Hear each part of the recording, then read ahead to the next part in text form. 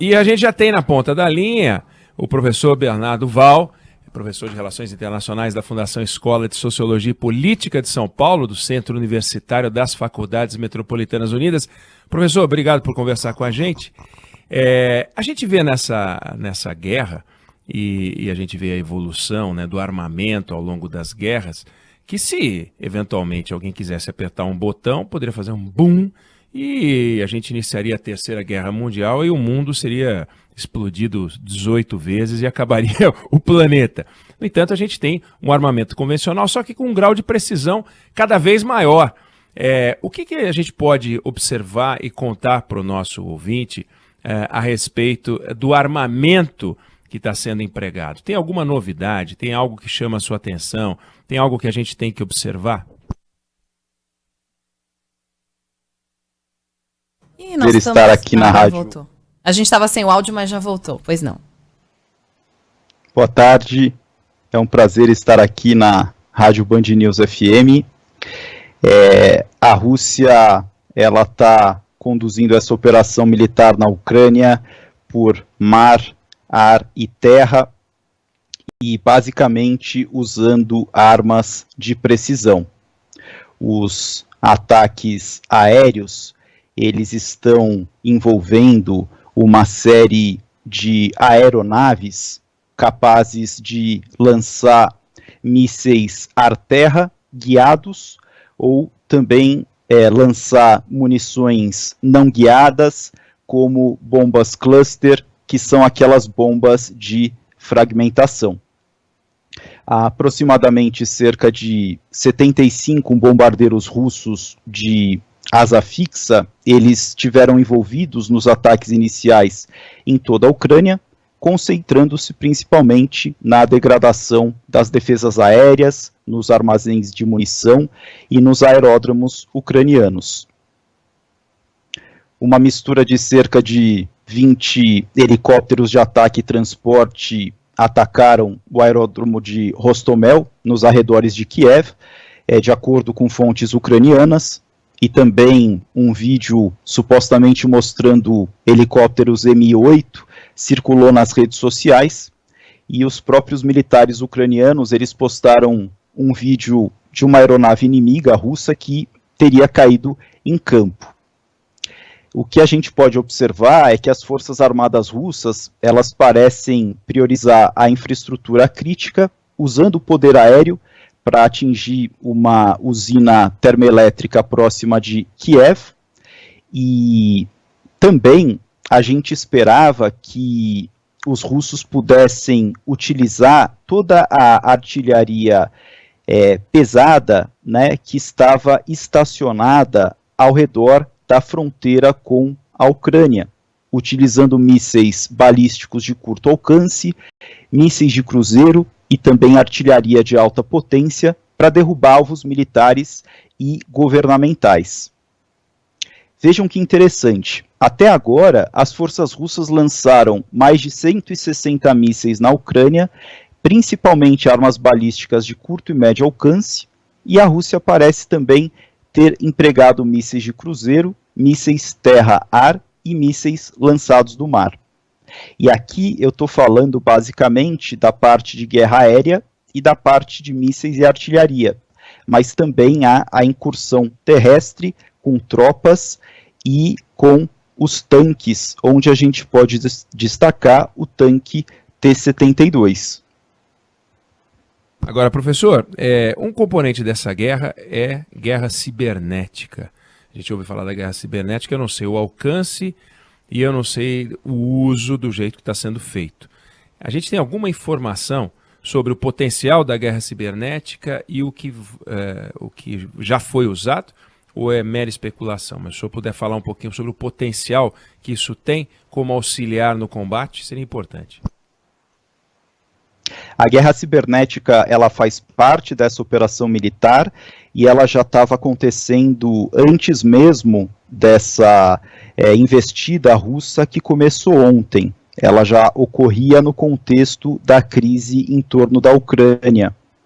A gente tem notícias de ataques DDoS, que são ataques distribuídos de negação de serviço contra sites de órgãos do governo da Ucrânia, como o Ministério da Defesa, bancos ucranianos e as Forças Armadas. Temos notícias mais recentes, agora no contexto do conflito iniciado, propriamente dito, de mais alvos governamentais ucranianos sendo atacados. Temos notícias também de que o site do Kremlin, ele foi alvo de um ataque cibernético e o governo da Rússia atribuiu esse ataque aos Estados Unidos. E o próprio grupo Anonymous, que é um grupo não estatal, não governamental, é uma força das redes sociais, da internet, já declarou uma espécie de guerra contra a Rússia. Ou seja, todo esse conflito, ele também se manifesta no espaço cibernético, que é um desdobramento desse confronto que acontece na Ucrânia. Fábio França.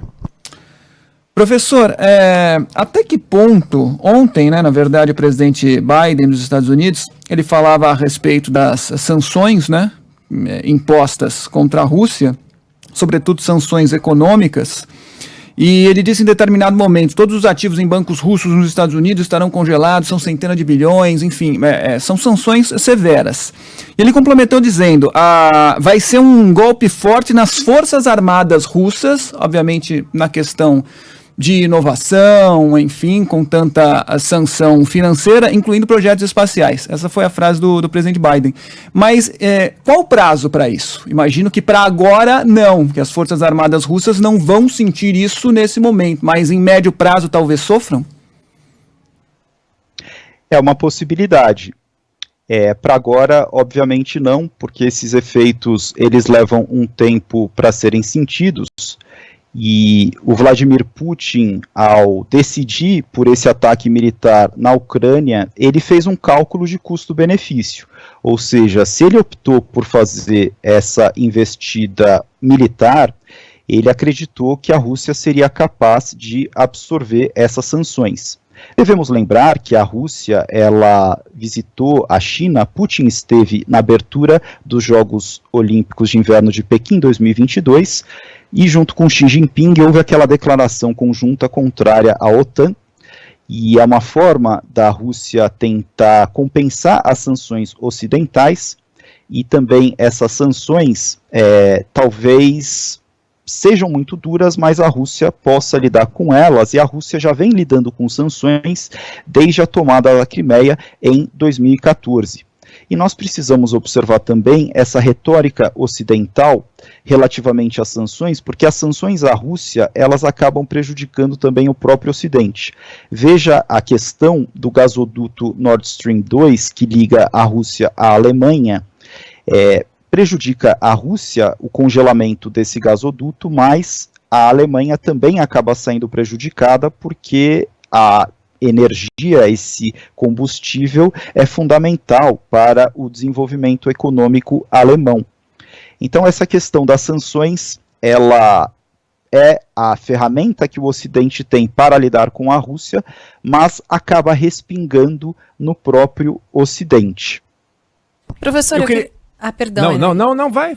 Eu queria só voltar no início da conversa, quando a gente falava sobre armamento e sobre essa capacidade bélica que a Rússia tem, na comparação com a Ucrânia, né? Porque eu tenho a impressão, e posso estar muito equivocada nisso, mas que a Ucrânia parece que está meio, não quieta, né? Não, essa é a palavra errada, usar a palavra quieta. Mas a gente não acompanha pronunciamentos oficiais, ou pedido de ajuda, ou reforço no exército, enfim. A capacidade militar russa supera e muito a ucraniana, né? Mas Kiev, por exemplo, tem ferramentas para responder a essa invasão, professor?